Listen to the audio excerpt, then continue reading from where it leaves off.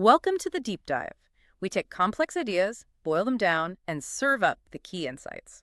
Glad to be here. Today we're tackling some really potent stuff. We're diving into Samuel T. Francis and his take on James Burnham's managerial revolution.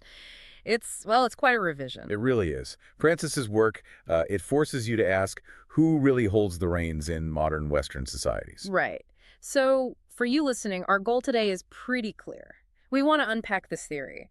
The argument that it's not capitalists in the old sense, or even elected politicians running the show in, say, 20th-century America. No, it's this new class, a powerful group of managerial experts. They're sort of self-perpetuating. And we want to map out that ideological battleground, understand who this class is, what makes them tick, what they value, and maybe crucially, who Francis saw as their main challenger, the force that could potentially push back.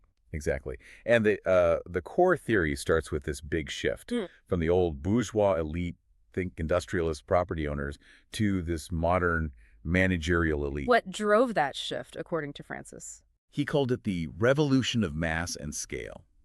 Basically, huge population growth, incredibly complex new technologies. It all demanded organizations on a scale never seen before. Factories, government departments, universities. Right. These giant structures. And they became, well, too big and too complicated for the old elites, the owners, the politicians, to manage directly themselves. So it's like the sheer complexity created a kind of power vacuum. It's a good way to put it. The old power, based purely on ownership, like who owns the factory, it wasn't enough anymore. It had to give way to power based on something else. Expertise, skill. Who actually knows how to run the factory or the railroad or the government agency? That technical know-how became the new currency of power. Which leads us straight into this idea of the organizational synthesis. Yeah. We moved away from, small, local, often family-run businesses or town councils. Or these massive, national, very formal, professionalized structures. In every single sector. The economy, obviously, with giant corporations. But also government, culture, media, universities. Everything became organized on this massive scale. And the way you got into the elite changed completely. It wasn't about your family name or how much land you inherited anymore. Not at all. Power became based on skill, not property in the old sense. To manage these huge organizations, you needed specialized technical knowledge. Usually proven through degrees, certifications, formal training. Exactly. And that becomes what we call merit. It displaces the old criteria status, who your father was, inherited wealth. But Francis would argue this meritocracy isn't just neutral. How so? Well, it effectively ensures that only people who understand and buy into the logic of these large organizations can gain access to power within them. It selects for a certain mindset. And once this new class is established, what's their main interest? Is it profit, like the old capitalists? Not primarily, according to Francis. Their interest is simpler. Keep the organizations growing. Keep them complex. Because their own power depends on it. Precisely. That's the managerial imperative.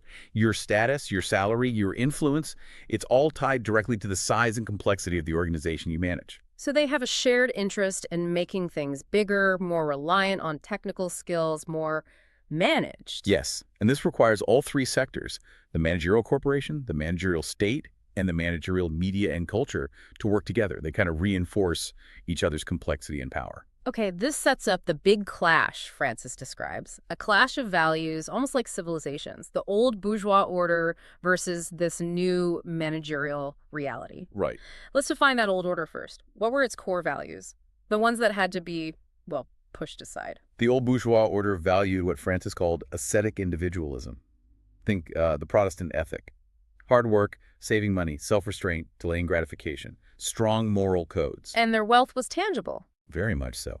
Hard property, Francis called it. Visible, concrete things. Big, ornate houses, heavy furniture. He even uses the image of President Taft, physically large, solid, symbolizing that stability, that weight of accumulated property, and moral certainty. Okay, but the new managerial elite need something very different, don't they? They need constant growth, mass consumption. That old thriftiness is bad for business. Absolutely terrible for business. If you're a manager running a huge corporation, your main goal isn't necessarily maximizing short-term dividends for stockholders. It's the long-term health and growth of the organization itself. reinvesting profits. Exactly. And growth requires people to buy things, lots of things. So the managerial economy, working hand in glove with mass media and advertising, had to actively undermine that old bourgeois moral code. Turn it completely upside down. Pretty much. They replaced thrift with debt, prudence with, well, appetite. They actively promoted the immediate gratification of appetites and desires. And Francis argues this wasn't just a side effect. No, he saw it as a necessary social discipline. This mass hedonism wasn't just fun. It was a tool to break down the old individualistic, moralistic order. It creates a population that's easier to manage, channeled into consumption. So encouraging people to desire things they don't have and even go into debt to get them, that's actually a strategic move. Francis would say yes, it helps maintain managerial control, and it's made easier by what he called the dematerialization of property. Meaning wealth isn't farms and tools anymore. Right. It shifts away from that hard, visible property to things like professional salaries, stocks, bonds, index funds, numbers on a screen, essentially. And that changes how you feel about ownership. It does. When your wealth is abstract, the feeling of direct ownership weakens. You become perhaps less resistant to government regulation of property. You're less tied to that individual ownership concept, especially when the big organizations, your employer, the bank, the state, seems to provide your security. That's a profound psychological shift. Okay, so they've reshaped the economy, personal morality. The next logical step is government itself. How did the state become managerial? Well, the state grew massively for a few key reasons. One was just population density. Cities got bigger, leading to problems like slums, labor unrest, things that seemed to demand central management. Okay. And another huge factor was war. Modern warfare became total war. It required mobilizing everything, the entire population, all resources, and that needs massive organization, propaganda. The state just ballooned in size and function. Creating the perfect environment for the bureaucrat? Absolutely. The state bureaucracy, the full-time, salaried officials, the professionals, they became the managerial elite within the government. Francis points to Max Weber here. Weber's idea of the detached expert. Exactly. Weber saw the need for the personally detached and strictly objective expert to run the complex machinery of the modern state. It requires people who see governing less as politics and more as administration, data management. And this fundamentally changes what government is. The relationship between the state and the person. Francis argues it does. It shifts government from being a democracy. Rule of law. Yes, rule of law, where the focus is on setting general rules of conduct, protecting liberty and security in those rules. It shifts from that to a teleocracy. Teleocracy. Meaning the management of a purposeful organization. The goal changes. It's less about protecting rights within a framework and more about achieving specific administrative goals efficiently. Quick decisions, managing populations towards certain outcomes. You become less a rights-bearing citizen, more a unit to be managed. Wow. Okay, so to justify this huge shift from law to management, this new elite needed an ideology, a political formula, as Francis called it, managerial liberalism. What holds that together? He identifies three main pillars. The first is scientism. This is the belief that, well, human beings and societies are basically like natural phenomena. Chemistry or physics. Kind of. And therefore they can be understood and manipulated using scientific techniques. Social science becomes social engineering. Okay, scientism. What's the second pillar? Utopianism or meliorism. The deep-seated belief that we can actually achieve a perfect, or at least vastly improved, human condition. If only we apply the right management science, the right expertise, we can solve all social problems. And the third pillar, which feels really central. Cosmopolitanism. This is crucial. It rejects all those particular traditional identities, your local community, your social class, your ethnicity, even your nation. In favor of? In favor of an abstract, universal humanity. Everyone is, in theory, interchangeable. This is useful for the managers because it allows them to dismiss local traditions or resistance as just, backward, irrational, maybe bigoted.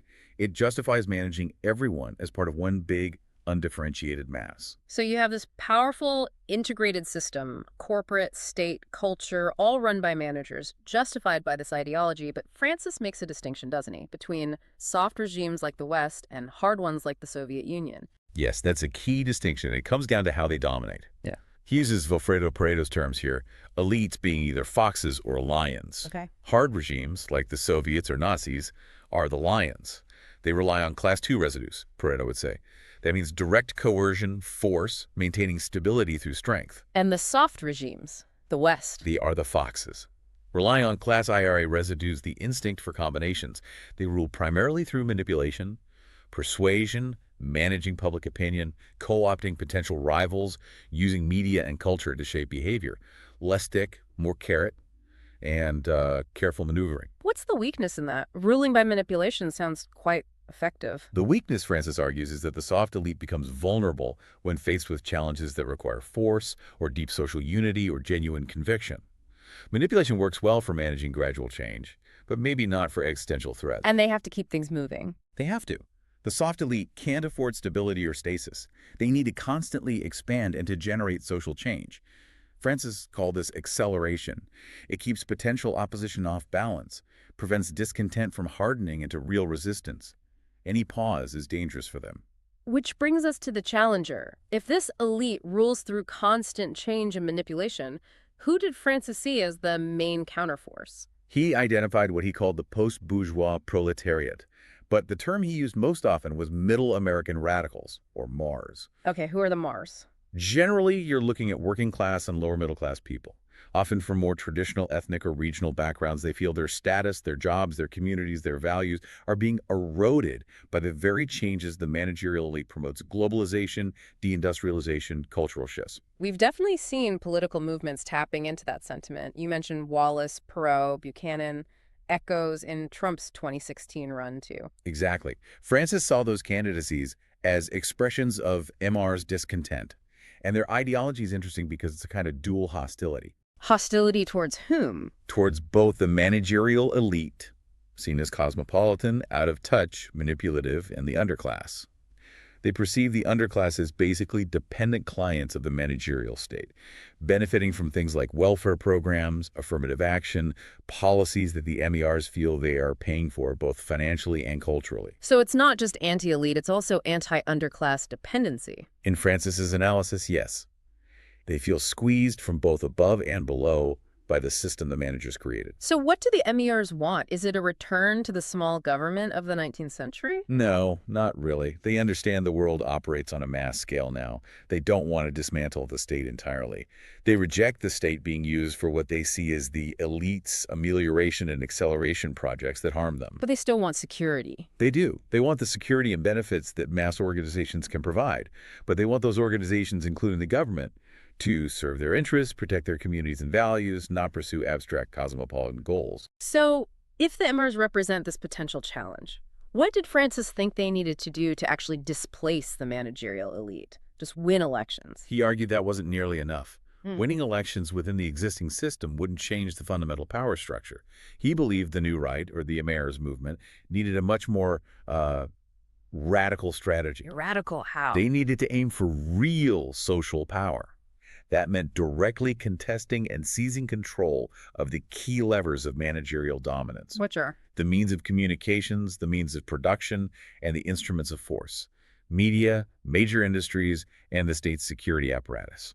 Without taking control of those core institutions, he felt any challenge would ultimately be absorbed or managed away by the elite. That's quite a call to action. It frames the whole 20th century and maybe beyond as this fundamental clash. The managers with their technical skills, their manipulation, their universalism. Versus these residual, more particularistic, maybe more traditional social forces clinging to different values, solidarity, community, maybe nationalism. Which leaves us with a pretty provocative final thought to mull over based on Francis's work. Right. If the core instinct of this soft managerial elite is always to prefer manipulation, cleverness, co-option, the way of the fox over direct confrontation or the use of force. The way is a lion. Exactly. And if the challenges they face, whether it's internal fragmentation like the MRs or external pressures, increasingly seem to demand things like real social cohesion, genuine solidarity, or even, yes, the willingness to use force. Then what does that imply?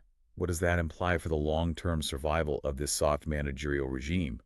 Can an elite built primarily on being clever foxes survive challenges that seem to require the traits of the lion? That's the lingering question. A really powerful framework for understanding power today. Thanks for walking us through such challenging but I think really relevant material. It was a pleasure. It certainly gives you a lot to think about.